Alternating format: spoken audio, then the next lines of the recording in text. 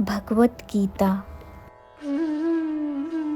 Contents of Gita summarized.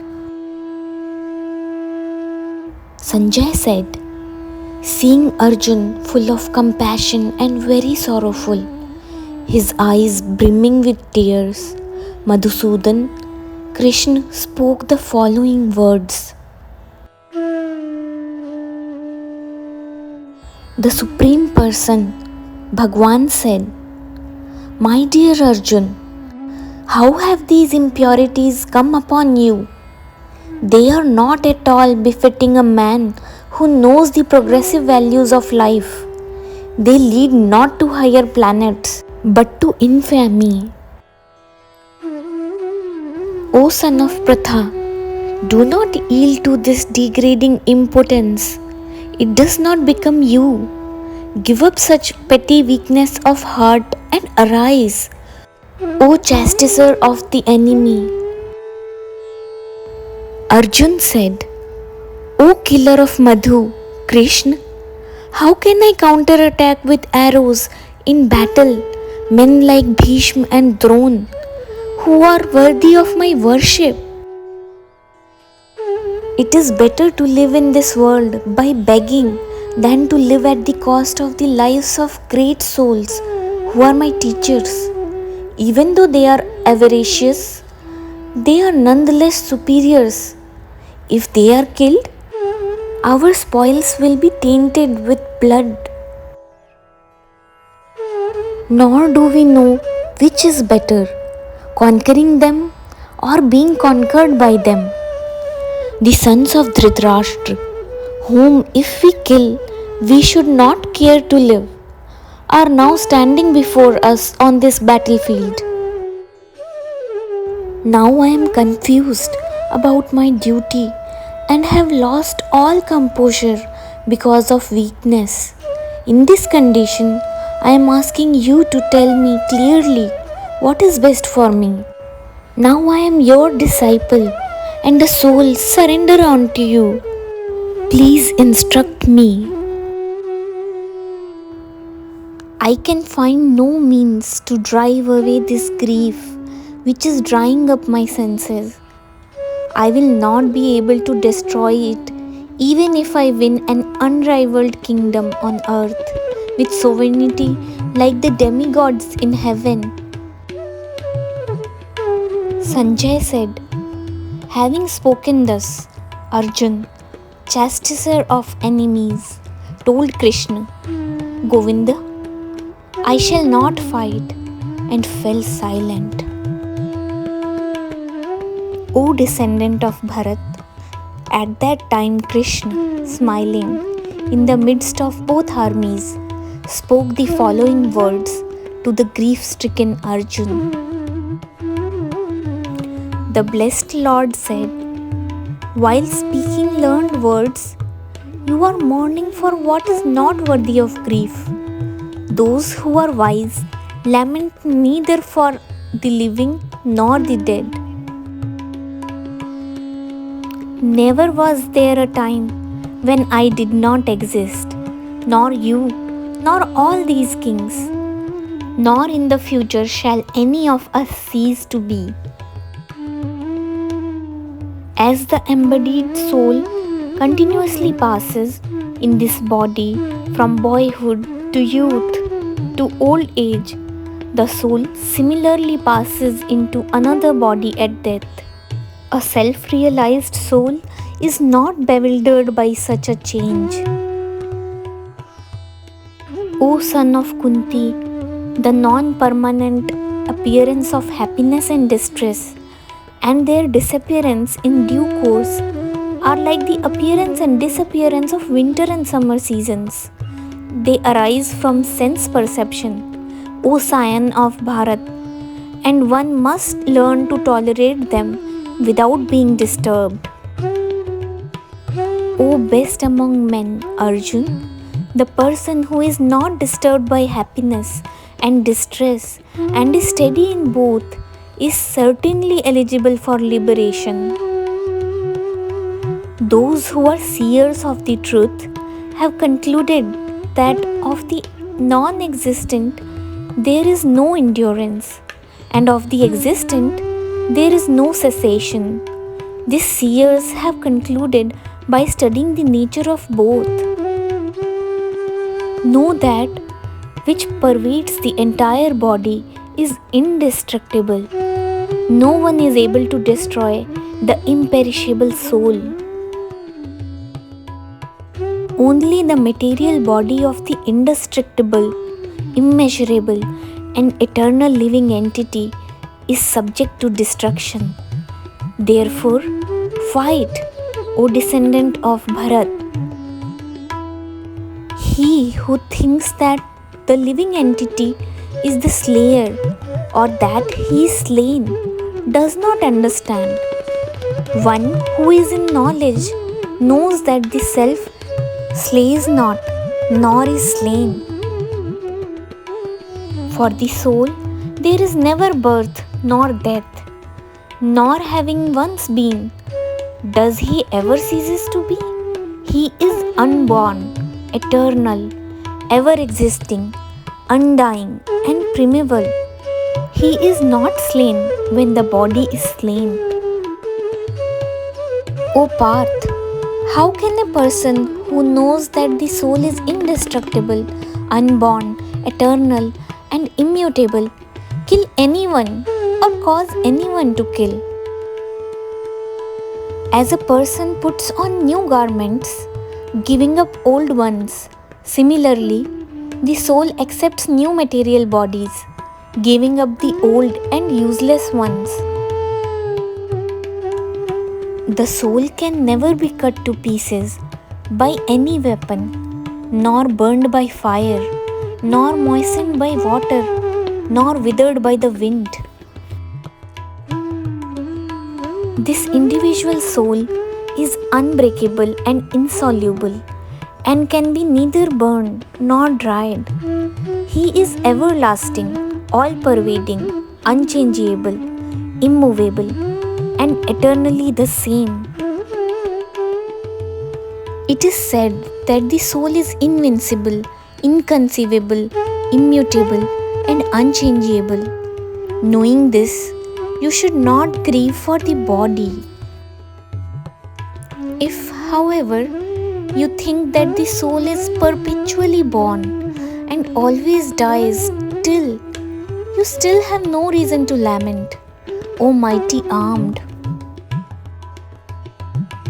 For the one who has taken his birth, death is certain, and for one who is dead, birth is certain.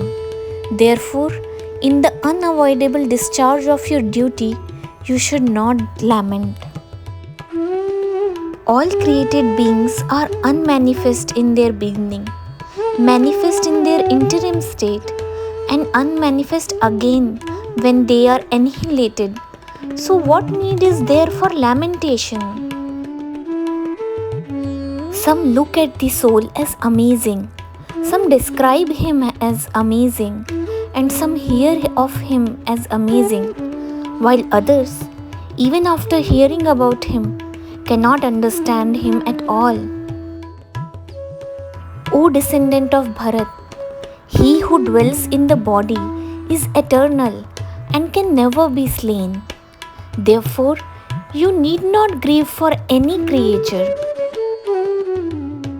Considering your specific duty as a Kshatriya, you should know that there is no better engagement for you than fighting on religious principles, and so there is no need for hesitation.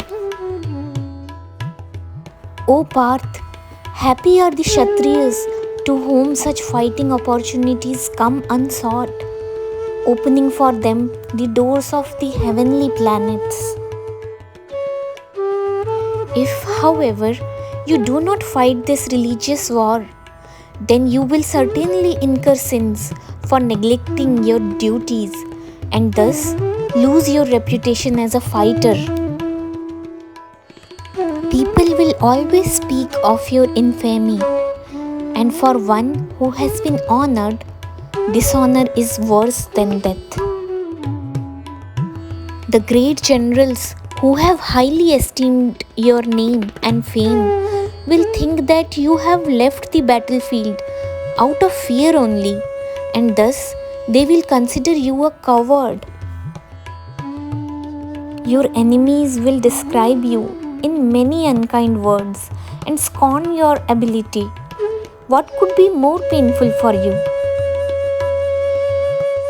O son of Kunti, either you will be killed on the battlefield and attain the heavenly planets, or you will conquer and enjoy the earthly kingdom. Therefore, get up and fight with determination. Do thou fight for the sake of fighting, without considering happiness or distress, loss or gain, victory or defeat, and by so doing, you shall never incur sin. Thus far, I have declared to you the analytical knowledge of Sankhya philosophy. Now listen to the knowledge of yoga, whereby one works without fruitive results. O son of Pratha, when you act by such intelligence, you can free yourself from the bondage of works. In this endeavor, there is no loss or diminution, and a little advancement on this path can protect one from the most dangerous types of fear. Those who are on this path are resolute in purpose, and their aim is one. O beloved child of the Kurus, the intelligence of those who are irresolute is many-branched. Men of small knowledge are very much attached to the flowery words of the Vedas, which recommend various fruitive activities for elevation to heavenly planets, resultant good birth, power, and so forth. Being desirous of sense gratification and opulent life, they say that there is nothing more than this. In the minds of those who are too attached to sense enjoyment and material opulence, and who are bewildered by such things, the resolute determination of devotional service to the Supreme Lord does not take place. The Vedas mainly deal with the subject of the three modes of material nature. Rise above these modes, O Arjun. Be transcendental to all of them. Be free from all dualities and from all anxieties for gain and safety, and be established in the self. All purposes that are served by the small pond can at once be served by the great reservoirs of water. Similarly, all the purposes of the Vedas can be served to one who knows the purpose behind them. You have a right to perform your prescribed duty, but you are not entitled to the fruits of action. Never consider yourself to be the cause of the results of your activities, and never be attached to not doing your duty. Be steadfast in yoga, O Arjun. Perform your duty and abandon all attachment to success or failure. Such evenness of mind is called yoga. O Dhananjay, rid yourself of all fruitive activities by devotional service and surrender fully to that consciousness. Those who want to enjoy the fruits of their work are misers. A man engaged in devotional service rids himself of both good and bad actions, even in this life. Therefore, strive for yoga, O Arjun, which is the art of all work. The wise, engaged in devotional service, take refuge in the Lord and free themselves from the cycle of birth and death by renouncing the fruits of action in the material world. In this way, they can attain that state beyond all miseries. When your intelligence has passed out of the dense forest of delusion, you shall become indifferent to all that has been heard and all that is to be heard. When your mind is no longer disturbed by the flowery language of the Vedas, and when it remains fixed in the trance of self realization, then you will have attained the divine consciousness. Arjun said, O Krishna, what are the symptoms of one whose consciousness is thus merged in transcendence? How does he speak, and what is his language? How does he sit, and how does he walk? The blessed Lord said, O Parth, when a man gives up all varieties of sense desire which arise from mental concoction, and when his mind finds satisfaction in the self alone, then he is said to be in pure transcendental consciousness. One who is not disturbed in spite of the threefold miseries, who is not elated when there is happiness, and who is free from attachment, fear, and anger, is called a sage of steady mind. He who is without attachment, who does not rejoice when he obtains good, nor laments when he obtains evil, is firmly fixed in perfect knowledge. One who is able to withdraw his senses from sense objects as the tortoise draws its limbs within the shell is to be understood as truly situated in knowledge. The embodied soul may be restricted from sense enjoyment, though the taste for sense objects remains, but ceasing such engagements by experiencing a higher taste, he is fixed in consciousness. The senses are so strong and impetuous, O Arjun, that they forcibly carry away the mind even of a man of discrimination who is endeavoring to control them.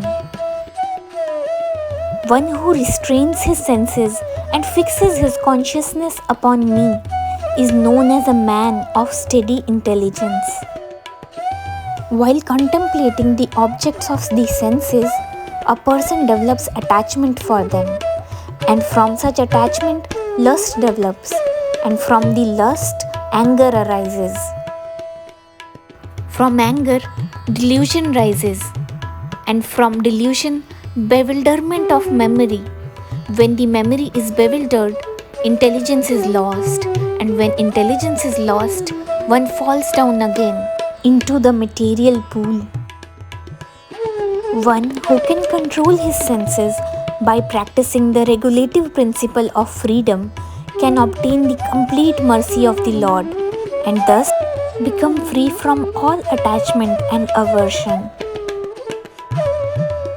For one who is so situated in the divine consciousness, the threefold miseries of material existence exist no longer. In such a happy state, one's intelligence soon becomes steady. One who is not in transcendental consciousness can have neither a controlled mind nor steady intelligence, without which there is no possibility of peace. And how can there be any happiness without peace? As a boat on the water is swept away by a strong wind, even one of the senses on which the mind focuses can carry away a man's intelligence. Therefore, O mighty armed, one whose senses are restrained from their objects is certainly of steady intelligence. What is night for all beings is the time of awakening for the self-controlled, and the time of awakening for all beings is night for the introspective sage. A person who is not disturbed by the incessant flow of desires that enter like rivers into the ocean, which is ever being filled but is always still, can alone achieve peace, and not the man who strives to satisfy such desires. A person who has given up all desires for sense gratification, who lives free from desires, who has given up all senses of proprietorship and is devoid of false ego, he alone can attain real peace. That is the way of the spiritual and godly life, after attaining which a man is not bewildered. Being so situated even at the hour of death, one can enter into the kingdom of God.